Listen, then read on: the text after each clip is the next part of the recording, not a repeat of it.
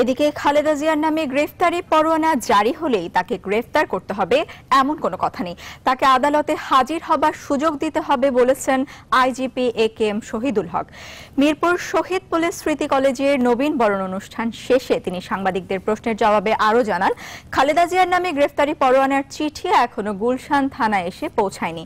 তিনি বলেন, খালেদা জিয়ার দেশে ফেরাকে কেন্দ্র করে কোনো রাজনৈতিক কর্মকাণ্ড হলে পুলিশ সেখানে বাধা দেবে না, তবে শৃঙ্খলা বজায় রাখতে নিরাপত্তা ব্যবস্থা জোরদার করা হবে।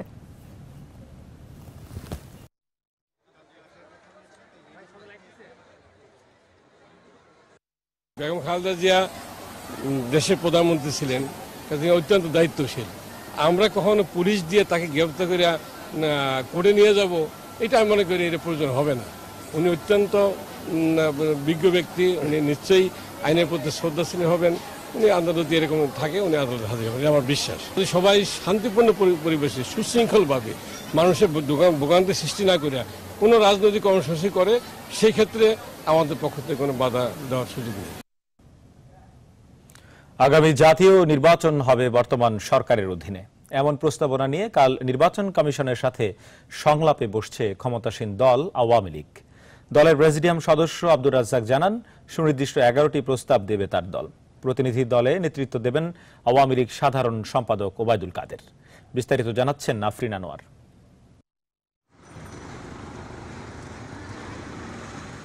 অবাধ, সুষ্ঠু ও নিরপেক্ষ নির্বাচনের স্বার্থে দেশের সুশীল সমাজ, গণমাধ্যম ব্যক্তিত্ব সহ রাজনৈতিক দলগুলোর সাথে সংলাপ করছে নির্বাচন কমিশন। এর ধারাবাহিকতায় 18 অক্টোবর সংলাপে বসছে ক্ষমতাসীন দল আওয়ামী লীগ। দলটির সিনিয়র নেতারা বলছেন, সুনির্দিষ্ট প্রস্তাব নিয়েই যাচ্ছেন তারা।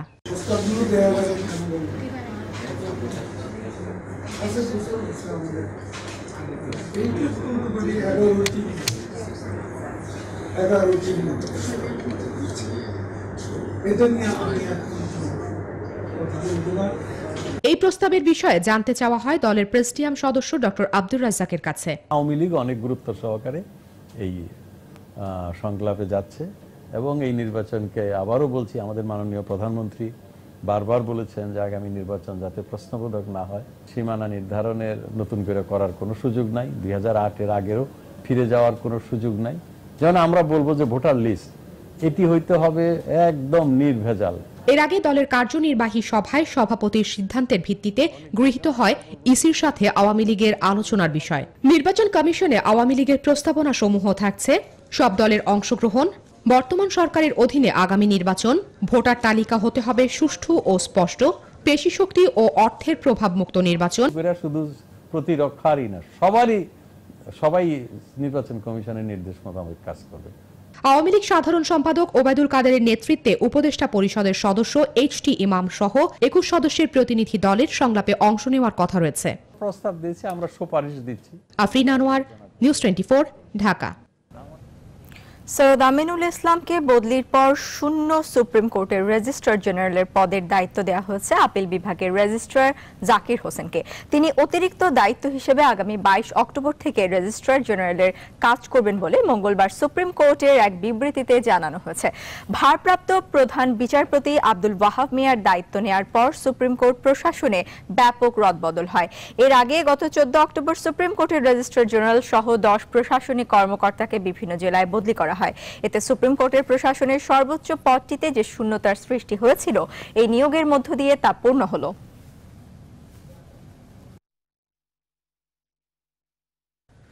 অংশগ্রহণমূলক নির্বাচনের স্বার্থে রাজনৈতিক দলগুলোকে একসাথে সংলাপে বসার আহ্বান জানিয়েছে বাংলাদেশ ন্যাশনালিস্ট ফ্রন্ট বিএনএফ। আর জাতীয় পার্টি বিজেপি মনে করে নির্বাচনের সময় এগিয়ে এলে দলগুলো সংলাপের তাগিদ অনুভব করবে। রাজধানীর নির্বাচন ভবনে নির্বাচন কমিশনের সাথে চলমান সংলাপে অংশ নিয়ে তারা এসব কথা বলেন। আরও জানাচ্ছেন তানজির মেহেদি।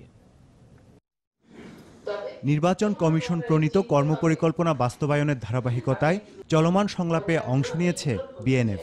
দলপ্রধান আবুল কালাম আজাদের নেতৃত্বে 25 সদস্য অংশ নেয় সংলাপে। সকাল 11টায় সিইসি কে এম নুরুল হুদার নেতৃত্বে সংলাপ শুরু হয়। সংবিধান মেনে নির্বাচন, অভিন্ন পোস্টার সহ 5টি প্রস্তাব রাখে দলটি। তবে নির্বাচনকালীন সরকারে বিএনপির অংশগ্রহণ নিশ্চিত করতে নবম সংসদের প্রতিনিধিদের অন্তর্ভুক্তিও চায় বিএনএফ।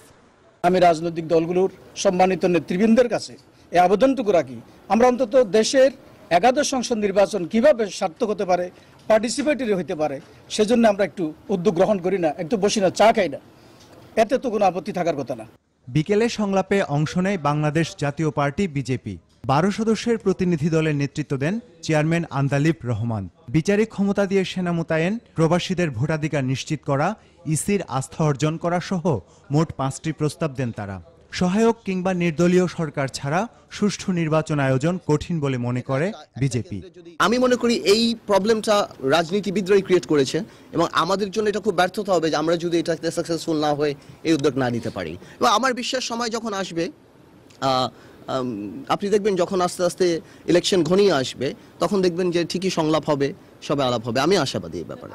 এছাড়াও ভোট কেন্দ্রগুলোকে সিসিটিভি ক্যামেরার আওতায় আনারও জোর দাবি জানায় বিজেপি। এই উদ্যোগ না নিতে পারি এবং আমার বিশ্বাস। তানজির মেহেদি, নিউজ 24, ঢাকা।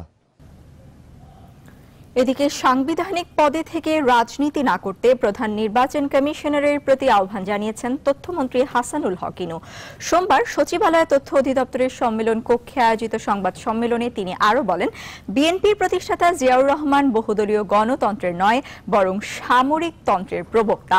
পাশাপাশি বিএনপি নির্বাচন কমিশনে যে 20 দফা দাবি উত্থাপন করেছে তার বেশিরভাগই অযৌক্তিক, গণপ্রতিনিধিত্ব আদেশ, আরপিও ও সংবিধান পরিপন্থী বলেও মন্তব্য করেন তথ্যমন্ত্রী।